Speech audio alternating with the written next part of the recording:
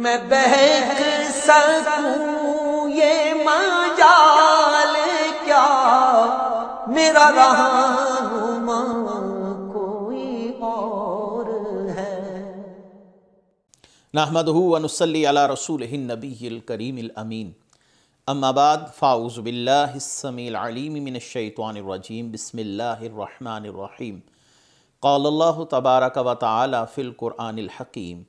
ان اللہ وملائکتہ یصلون علی النبی یا ایھا الذین آمنوا صلوا علیہ وسلموا تسلیما۔ الصلاۃ والسلام علیک یا رسول اللہ وعلی آلک واصحابک یا نبی اللہ۔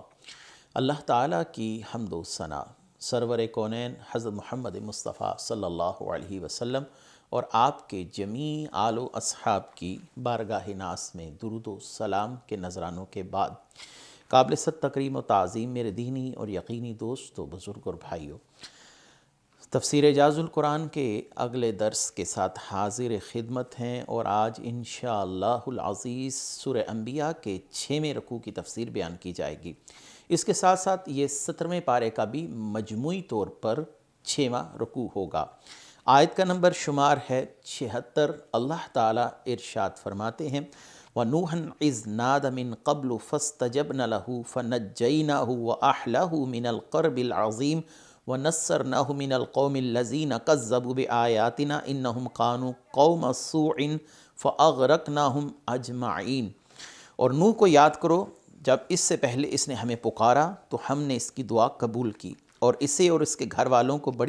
بڑے غم سے نجات دی، اور ہم نے ان لوگوں کے مقابلے میں اس کی مدد کی جنہوں نے ہماری آیات کی تکذیب کی، بے شک وہ برے لوگ تھے، تو ہم نے ان سب کو غرق کر دیا۔ قرآن کریم فرقان حمید میں یہ جو سورہ انبیاء ہے، اس میں انبیاء علیہ السلام کا تذکرہ تسلسل کے ساتھ بیان کیا گیا، پھر ان کے حالات و واقعات کو ایک اختصار کے ساتھ سبق آموز پیراہے کے اندر بیان کیا گیا۔ اب یہاں پر صورتحال یہ ہے کہ یہ چوتھا واقعہ ہے سورہ انبیاء میں، حضرت نوح علیہ السلام کا جو واقعہ یہ انبیاء میں، انبیاء علیہ السلام کے واقعات کے تسلسل میں چوتھا واقعہ ہے کہ اے محبوب صلی اللہ علیہ وسلم، آپ حضرت نوح علیہ السلام کو یاد کیجیے جب انہوں نے ابراہیم اور حضرت لوط علیہ السلام سے پہلے ہمیں پکارا اور ہم سے اپنی قوم پر عذاب نازل کرنے کی دعا کی، تو ہم نے ان کی دعا کو قبول فرمایا اور انہیں اور ان کے ساتھ جو لوگ کشتی میں تشریف فرما تھے ان کو نجات عطا فرمائی، اور جو نافرمان تھے انہیں پانی کے عذاب سے غرق کر دیا گیا۔ زمین نے بھی اپنا پانی اگلنا شروع کیا، آسمان سے بھی بارش جو تھی وہ برسنا شروع ہوئی۔ یہ اس لیے ہوا کہ انہوں نے تکذیب کی تھی اللہ کے نبی کی، تو اللہ تعالیٰ نے انہیں عذاب میں مبتلا کیا، وہ برے لوگ تھے، ہم نے ان سب کو غرق کر دیا۔ اور اللہ تعالیٰ فساد کرنے والوں کو ایسے ہی ہلاک کرتا ہے۔ چونکہ اس واقعے کے حوالے سے ہم پہلے بھی معروضات عرض کر چکے ہیں، تو اس لیے آگے چلتے ہیں۔ وَدَاؤُدَ وَسُلَيْمَانَ إِذْ يَحْكُمَانِ فِي الْحَرْثِ إِذْ نَفَشَتْ فِيهِ غَنَمُ الْقَوْمِ وَكُنَّا لِحُكْمِهِمْ شَاهِدِينَ۔ اور داؤد اور سلیمان کو یاد کیجیے جب وہ دونوں کھیتی کے بارے میں فیصلہ کر رہے تھے، جب رات کو اس میں کچھ لوگوں کی بکریاں چھوٹ گئیں اور ہم ان کے فیصلے کا مشاہدہ کر رہے تھے۔ یہاں پر ایک واقعہ بیان کیا جا رہا ہے، بڑا دلچسپ واقعہ ہے، بڑا ہی خوبصورت واقعہ ہے، اور انبیاء علیہ السلام کی ذہانت اور ان کے علم پر اور ان کے اجتہاد پر بہت بڑی دلیل ہے۔ کہ ہوا یوں کہ ایک شخص کی بکریوں نے دوسرے شخص کے کھیت میں جا کر اس کھیت کو تباہ و برباد کر دیا، بکریوں نے کھیت میں داخل ہو کر اس کھیت کو کھا لیا اور کھیت کے اندر جو فصل تھی وہ ساری تباہ و برباد ہو گئی۔ جب یہ مقدمہ حضرت سلیمان علیہ السلام اور حضرت داؤد علیہ السلام کے سامنے پیش کیا گیا، تو حضرت داؤد علیہ السلام کا فیصلہ جو تھا وہ یہ تھا کہ جو شخص ہے جس کی بکریاں تھیں، وہ ان بکری والے پر یہ لازم کر دیا گیا کہ وہ جو کھیت ہے اس کی بھروائی کرے، یعنی جو کھیت کا نقصان ہوا ہے اس کھیت کے مطابق جو قیمت ہے وہ ادا کر دے۔ اور چونکہ اور ایک تجویز یہ بھی تھی کہ حضرت داؤد علیہ السلام نے حضرت سلیمان علیہ السلام کی موجودگی میں یہ فیصلہ کیا کہ کھیت والے کو بکریاں دے دی جائیں اور اس طرح اس کے نقصان کا جو ہے وہ ہر جانا پورا ہو جائے گا۔ لیکن حضرت سلیمان علیہ السلام کی یہاں پر آیت جو تھی وہ تھوڑی سی مختلف تھی۔ وہ یہ تھی کہ آپ نے فرمایا کہ فریقین کے لیے اس سے بھی زیادہ آسان ایک صورت ہو سکتی ہے۔ وہ یہ ہے کہ حضرت سلیمان علیہ السلام کی یاد رکھی کہ اس وقت عمر جو ہے وہ 11 سال تھی۔ وہ صورت یہ تھی کہ بکری والا کاشت کرے، یعنی اس کھیت کو اپنی اصل حالت میں لے کر آئے، جب تک وہ کھیت اپنی اصل حالت میں نہ پہنچ جائے، یعنی جس حالت میں وہ تباہ و برباد ہوا ہے، تو اس وقت تک جو بکریاں ہیں وہ اس کھیت والے کو دے دی جائیں تاکہ وہ ان کا دودھ استعمال کرے، اس سے نفع اٹھائے، اور جب کھیتی اپنی اصل حالت میں پہنچ جائے تو کھیت والا جو شخص ہے وہ بکریاں واپس لوٹا کر اپنا کھیت واپس لے لے۔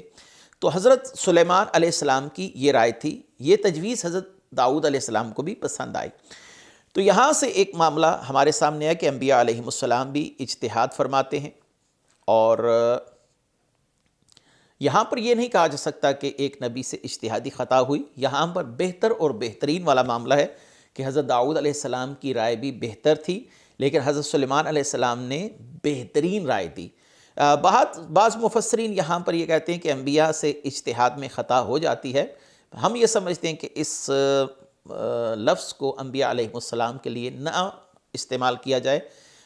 تاکہ انبیاء کی طرف کسی قسم کی خطا کی نسبت نہ ہو۔ اگرچہ یہ اجتہادی خطا ہے، لیکن خطا لفظ انبیاء علیہ السلام کی طرف منسوب نہ کیا جائے، ادب کا تقاضا یہی ہے۔ جن لوگوں نے کیا انہوں نے حسن نیت سے کیا، لیکن ہم یہ سمجھتے ہیں کہ ان علماء کرام کو ہم گمراہ کہتے ہیں، نہ ان پر کسی قسم کا فتویٰ جاری کرتے ہیں، لیکن انبیاء علیہ السلام کے لیے اگر اس پہلو کو مد نظر رکھا جائے تو یہ زیادہ بہتر ہوگا۔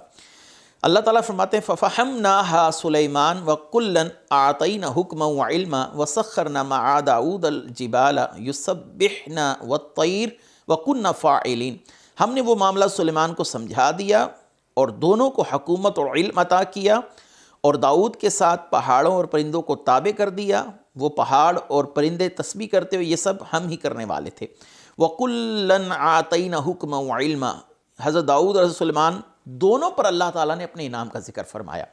یعنی دونوں کی رائے ٹھیک تھی، اسی لیے اللہ تعالیٰ نے دونوں پر بطور علم کو انعام کے طور پر یہاں پر بیان فرمایا ہے۔ میں پہلے یہ بات عرض کر کے آیا کہ دونوں اللہ تعالیٰ کے انعام یافتہ بندے تھے، تو اللہ تعالیٰ نے فرمایا ہم نے دونوں پر انعام کیا تھا۔ اس کا مطلب یہ ہے کہ حضرت داؤد کی رائے بھی ٹھیک تھی، حضرت سلیمان علیہ السلام کی رائے بھی ٹھیک تھی، صرف فرق بہتر اور بہترین کا تھا۔ حضرت داؤد کی رائے بہتر تھی، حضرت سلیمان علیہ السلام کی رائے بہترین تھی۔ اچھا، یہاں پر یہ ہے کہ اگر آپس میں کسی معاملے پر اختلاف آ جائے علمی، تو اس سے کسی کے صاحب علم ہونے کی نفی نہیں ہوتی۔ حضرت داؤد کی رائے کچھ اور تھی، حضرت سلیمان کی رائے کچھ اور تھی، لیکن اللہ تعالیٰ نے دونوں کو انعام یافتہ کہا ہے۔ تو اللہ تعالیٰ نے فرمایا ہم نے دونوں کو علم عطا فرمایا اور حکومت عطا فرمائی۔ یہاں پر ایک اور بات بھی ذہن نشین رکھیے کہ حضرت سلیمان علیہ السلام کو اللہ تبارک و تعالیٰ نے علم اور حکومت دونوں میں سے ایک چیز منتخب کرنے کا فرمایا تھا، تو حضرت سلیمان علیہ السلام نے علم کو منتخب فرمایا، تو اللہ تعالیٰ نے ان کو اس کے ساتھ ساتھ حکومت بھی عطا فرما دی۔ علم اور میراث، علم اور دولت، ان دونوں کا اگر تقابل کیا جائے تو آپ کو اس میں کئی چیزیں بڑی واضح طور پر نظر آئیں گی کہ علم کو اللہ تعالیٰ نے کس حد تک فوقیت عطا فرمائی ہے۔ مثلاً علم جو ہے وہ انبیاء علیہ السلام کی میراث ہے، اور جو دولت ہوتی ہے اور یہ ظاہری مال و اسباب ہے، یہ بادشاہوں کا، سرداروں کا، دنیا داروں کا میراث والا معاملہ ہے، تو یہ دنیا داروں کی میراث ہے۔ اور مالدار کا جب انتقال ہو جاتا ہے تو مال اس سے جدا ہو جاتا ہے، لیکن جب عالم کا انتقال ہوتا ہے تو علم اس کے ساتھ قبر میں داخل ہو جاتا ہے۔ ایسے ہی مال مومن کو، کافر کو، فاسق کو، اللہ کے نافرمان کو، ہر شخص کو ملتا ہے، سب اس سے فائدہ حاصل کرتے ہیں، جبکہ نفع بخش علم صرف اور صرف مومنین، اولیاء، انبیاء علیہ السلام کو ملتا ہے۔ اور اس کے بعد علم جمع کرنے اور اسے حاصل کرنے سے بندے کو عزت، شرف، تزکیہ نفس اللہ تعالیٰ عطا فرماتے ہیں، جبکہ مال کی کثرت عمومی طور پر انسان میں بخل، حرص، لالچ جیسی بری خصلتوں کو پیدا کر دیتی ہے۔ اور اس کے بعد علم عز، انکساری اور تواضع انسان کے اندر پیدا کرتا ہے، جبکہ جو مال ہے یہ فخر، تکبر اور سرکشی کو دعوت دینے والا معاملہ ہے۔ اور علم کی محبت اور اس کی طلب ہر نیکی کی اصل ہے، جبکہ مال کی محبت دنیا کی ہر برائی کی اصل ہے، انسان اس میں حلال حرام کی پرواہ ہی چھوڑ دیتا ہے۔ مال جو ہے یہ انسان اس کی حفاظت کرتا ہے، لیکن علم جو ہے یہ انسان کی حفاظت کرتا ہے۔ اور جب مالدار مر جاتے ہیں تو ان کا تذکرہ بھی ختم ہو جاتا ہے، لیکن جب علماء خیر کا دنیا سے انتقال ہوتا ہے تو ان کے جانے کے بعد بھی دنیا میں ان کا تذکرہ جاری رہتا ہے۔ بڑے بڑے اولیاء کرام جو علماء خیر تھے، آج بھی دنیا ان کا ادب سے نام لیتی ہے۔ تو اللہ تعالیٰ سے علم نافع طلب کرنا چاہیے۔ علم بہت بڑی دولت ہے، تو ایک بات ہی فرق کرنے کے لیے کافی ہے کہ علم انسان کی حفاظت کرتا ہے اور مال کی حفاظت انسان کرتا ہے۔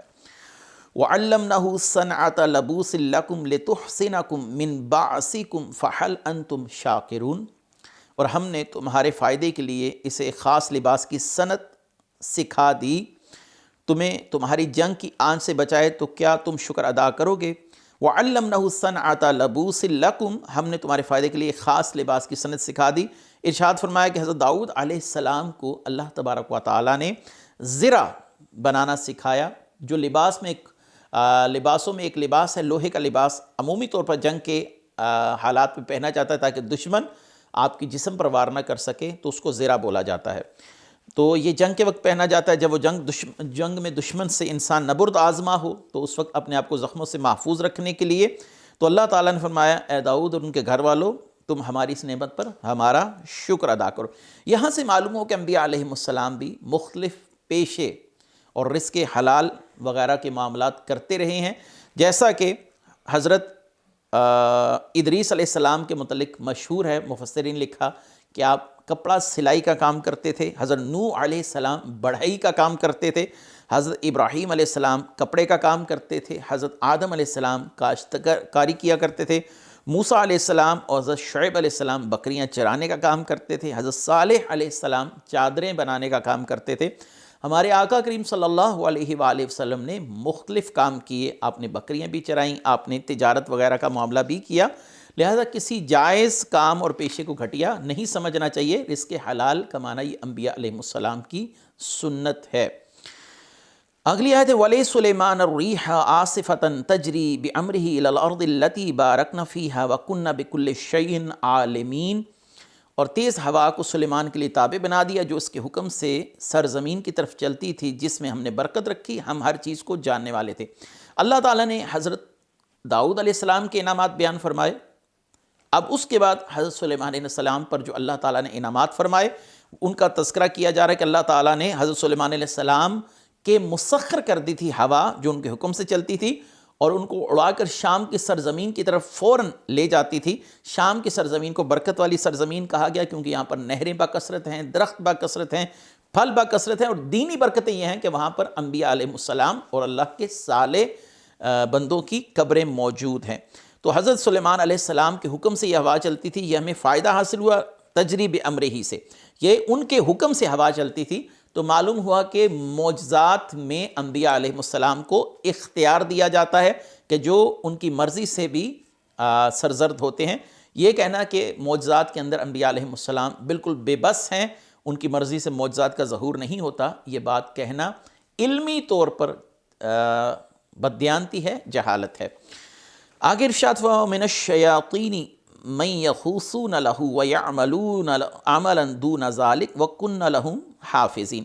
اور کچھ جنات کو سلیمان کے تابع کر دیا جو اس کے لیے غوطہ لگاتے، اس کے علاوہ دوسرے کام بھی کرتے تھے، ہم ان جنات کو روکے ہوئے تھے۔ وَمِنَ الشَّيَاطِينِ مَن يَخُوصُونَ لَهُ، اور کچھ جنات جو کہ شیاطین جنات تھے ان کو حضرت سلیمان علیہ السلام کے مسخر کر دیا کہ وہ حضرت سلیمان علیہ السلام کے حکم پر دریاؤں میں غوطے لگاتے، دریا کی گہرائی سے سمندر کی تہہ سے جواہرات نکال کر لاتے، اور ایسے ہی دوسرے عجیب و غریب مافوق الفطرت کام کرتے، مصنوعات تیار کرتے، عمارتیں، محل، برتن، شیشے کی چیزیں، صابن وغیرہ بھی بناتے۔ اللہ تعالیٰ نے فرمایا ہم ان جنات کو روکے ہوئے تھے۔ روکے ہوئے سے مراد یہ ہے کہ وہ سرکشی نہ کریں یا حضرت سلیمان علیہ السلام کے لیے کسی تکلیف کا سبب نہ بنے، اور آپ کے حکم سے باہر نہ ہوں، سرکشی اور فساد نہ کریں۔ یاد رہے کہ یہاں پر تفسیر کبیر میں ہے کہ امام رازی رحمۃ اللہ علیہ فرماتے ہیں کہ یہاں سے مراد کافر جنات ہیں، مسلمان جنات نہیں۔ اس کی دلیل یہ ہے کہ یہاں پر شیاطین کا لفظ مذکور ہے اور یہ لفظ کافر جنات کے لیے استعمال ہوتا ہے۔ دوسری دلیل یہ ہے کہ اللہ تعالیٰ نے فرمایا ہم ان جنات کو روکے ہوئے تھے کہ وہ حضرت سلیمان علیہ السلام کے حکم کی خلاف ورزی نہ کریں اور فساد نہ کریں۔ یہ بات کفار کے حال کے مطابق ہے کہ کفار چونکہ سرکشی پر جلدی برانختہ ہوتے ہیں اور انبیاء علیہ السلام کی نافرمانی پر کمر کس لیتے ہیں، تو اللہ تعالیٰ نے فرمایا ہم انہیں روکے ہوئے تھے، یعنی یہ حالت کفار کی حالت کے عین مطابق ہے۔ یہاں پر میں مختصر سی بات کروں، حضرت سلیمان علیہ السلام کے مسخر ہوا بھی ہے، جنات بھی ہیں۔ اگر ہمارے آقا کریم صلی اللہ علیہ وآلہ وسلم کے معجزات کو دیکھا جائے تو اللہ تبارک و تعالیٰ نے پوری کائنات آپ کے مسخر کر دی، جانور ہو وہ آپ صلی اللہ علیہ وسلم کے لیے مسخر کر دیے گئے، درخت ہیں وہ آپ صلی اللہ علیہ وسلم کے لیے مسخر ہیں، سورج کا آپ کے لیے پلٹنا ہے، چاند کا آپ کا چاند کو شک کر دینا ہے، انگلیوں سے چشموں کا جاری ہو جانا ہے، پتھروں کا آپ کی رسالت کی گواہی دینا ہے، جنات بھی رسول اللہ صلی اللہ علیہ وآلہ وسلم کے لیے مسخر کر دیے گئے، لیکن آپ نے اس بات کا ظہور نہیں فرمایا کہ میرے بھائی سلیمان نے کہا تھا یا اللہ میرے بات یہ حکومت کسی اور کو عطا نہ کرنا، یعنی جیسے مجھے حکومت عطا فرمائی ہے۔ اور اللہ تبارک و تعالیٰ نے نبی کریم صلی اللہ علیہ وآلہ وسلم کے لیے براق کو مسخر کیا،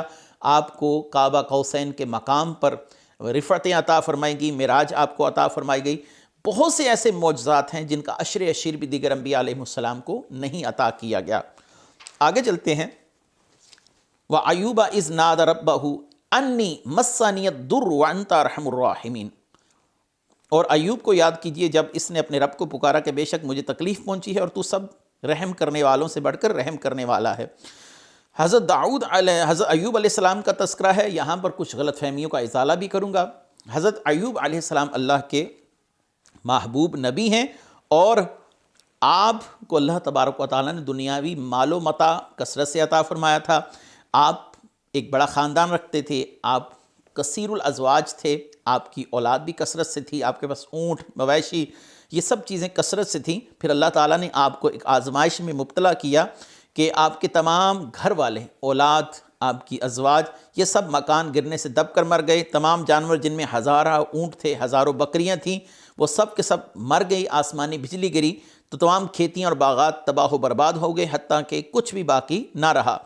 اور اس کے بعد آپ کو ایک جسمانی مرض میں مبتلا کیا گیا، وہ کیا تھا کہ آپ بخار میں مبتلا تھے، یا یہ تھا کہ آپ کے جسم پر آبلے پڑ گئے یا پھنسیاں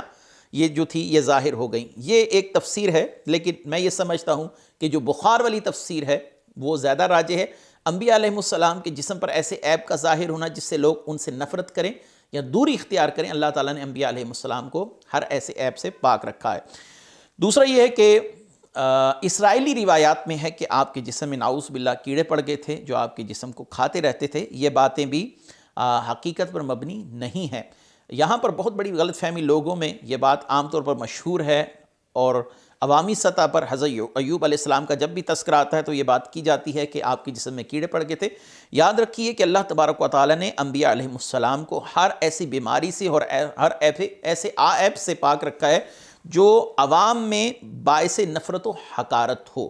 تو یہاں پر صرف یہ کہہ دیا جائے کہ اگر آپ بیمار ہو گئے اور بخار میں مبتلا رہے اور 18 سال اس بخار کی حالت میں مبتلا رہے تو آپ نے اللہ تبارک و تعالیٰ سے کیا دعا کی، یا باری تعالیٰ تو سب سے بڑھ کر رحم فرمانے والا ہے اور مہربانی کرنے والا ہے، تو یا اللہ مجھے شفا عطا فرما۔ تو اللہ تبارک و تعالیٰ نے آپ کو شفا عطا فرمائی۔ حضرت ایوب اللہ کے مقرب بندے ہیں اور اس کے باوجود آپ کو ایک طویل آزمائش سے گزرنا پڑا۔ تو یہ بات سمجھنے والی ہے کہ جب اللہ تعالیٰ اپنے محبوبوں کو کسی آزمائش میں مبتلا کرتا ہے تو وہ ان کے لیے بلندی درجات کا سبب ہوتا ہے۔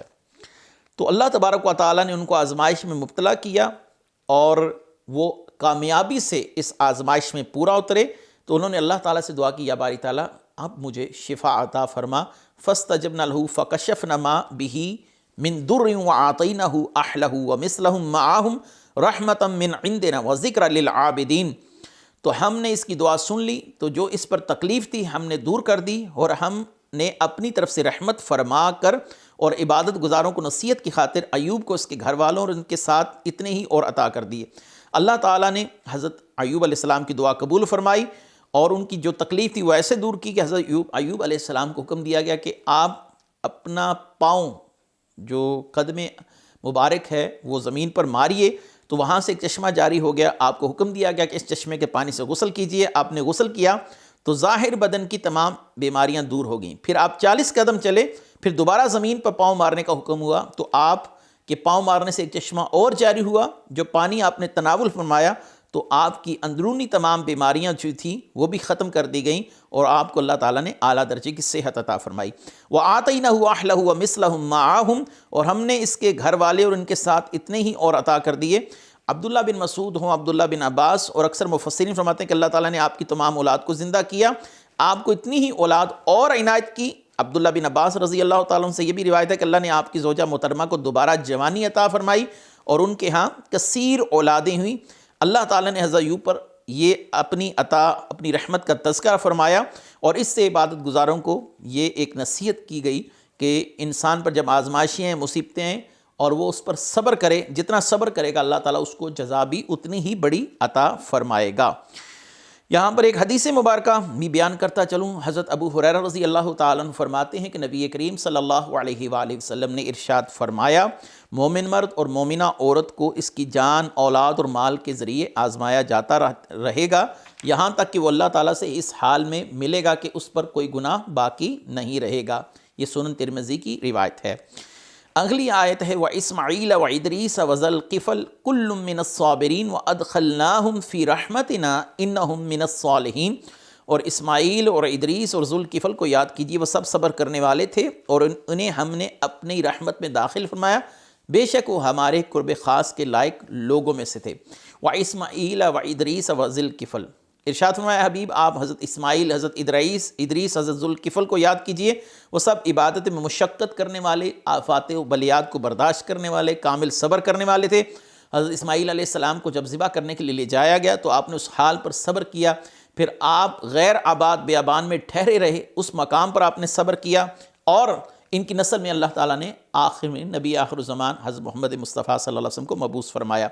حضرت ادریس علیہ السلام نے درس دینے پر صبر کیا، آپ کی قوم نے آپ کو شدید تنگ کیا لیکن آپ نے صبر کا مظاہرہ کیا۔ ذوالکفل دن کا روزہ رکھتے، رات کا قیام کرتے، آپ عبادت کے معاملے میں خوب صبر کرنے والے تھے۔ اللہ تعالیٰ نے یہاں پر اپنے محبوب انبیاء علیہ السلام کی سنت کو بیان کیا کہ وہ تمام کے تمام صبر کرنے والے تھے۔ یاد رہے کہ ذوالکفل ان کی نبوت میں اختلاف ہے، امام رازی رحمۃ اللہ علیہ کے بقول، لیکن جمہور علماء کرام نے آپ کو نبی تسلیم کیا ہے۔ وَظَنُّونِ إِذْ ذَهَبَ مُغَاضِبًا فَظَنَّ أَن لَّن نَّقْدِرَ عَلَيْهِ فَنَادَىٰ فِي الظُّلُمَاتِ أَن لَّا إِلَٰهَ إِلَّا أَنتَ سُبْحَانَكَ إِنِّي كُنتُ مِنَ الظَّالِمِينَ۔ اور ذوالنون کو یاد کیجئے، جب وہ غضبناک ہو کر چل پڑے تو اس نے گمان کیا کہ ہم ان پر تنگی نہیں کریں گے، تو اس نے اندھیروں میں پکارا کہ تیرے سوا کوئی معبود نہیں، تو ہر عیب سے پاک ہے، بے شک مجھ سے بیجا ہوا۔ یہاں پر حضرت یونس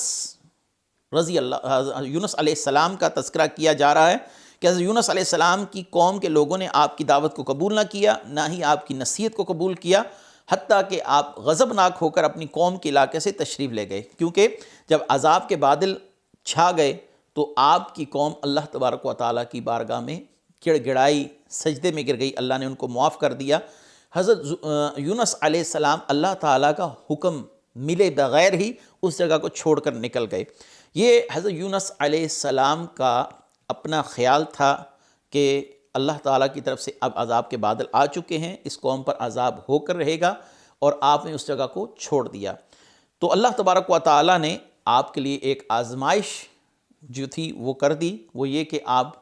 جب دریا میں کشتی میں بیٹھے تو کشتی بھنور میں پھنس گئی، اور آپ نے جان لیا کہ یہ سب کچھ میری وجہ سے ہو رہا ہے، دیگر لوگ بھی میری وجہ سے اس آزمائش میں مبتلا ہیں، تو آپ نے خود ہی دریا میں چھلانگ لگا دی، آپ کو ایک مچھلی نے نگل لیا، اور آپ مچھلی کے پیٹ میں 40 دن رہے، وہاں پر اللہ کی تسبیحات بیان کرتے رہے اور کثرت سے لا الہ الا انت سبحانک انی کنت من الظالمین پڑھتے رہے۔ یاد رکھیے یہ انبیاء علیہ السلام کا جو معاملہ ہے، اس کے لیے کسی طرح کا صغیرہ اور کبیرہ گناہ کا لفظ استعمال نہیں کیا جا سکتا۔ انبیاء علیہ السلام کا جو معاملہ ہے وہ انتہائی احتیاط سے بیان کرنا چاہیے۔ یہاں پر حضرت